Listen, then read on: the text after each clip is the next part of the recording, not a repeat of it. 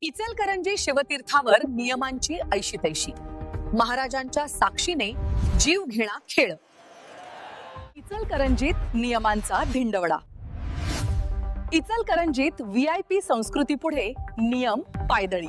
वस्त्रनगरी Ichalkaranji 19 February 2026. अख्खा महाराष्ट्र शिवरायांच्या भक्तीत दंग असताना इचलकरंजीत मात्र प्रशासकीय बेफिकिरीचा एक असा प्रकार घडला जो संतापजनक आहे.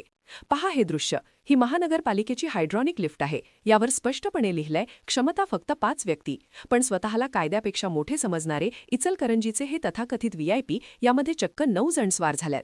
यामध्ये महापालिका आयुक्त सौ पल्लवी पाटील आहेत, महापौर उदय धातुंडे आहेत आणि आमदार राहुल आवाडे सुद्धा आहेत.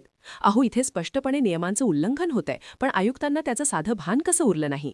धोका फक्त ओव्हरलोडिंगचा नव्हता. या गर्दीत एक 15 वर्षांखालील चिमुरडी सुद्धा आहे.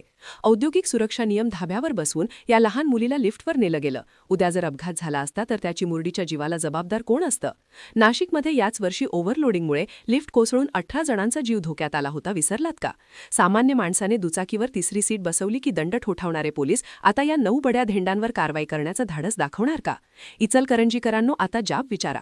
लक्षात ठेवा, नियम सर्वांसाठी समान असावेत, मग तो सामान्य नागरिक असो वा शहराचा आयुक्त. पाहत रहा सत्यमेव जयते, जिथे सत्याचा विजय होतो. नियम धाब्यावर ठेवणाऱ्यांना जाब विचारण्यासाठी आपले चॅनल लाईक करा, सबस्क्राईब करून बेल आयकॉन क्लिक करा.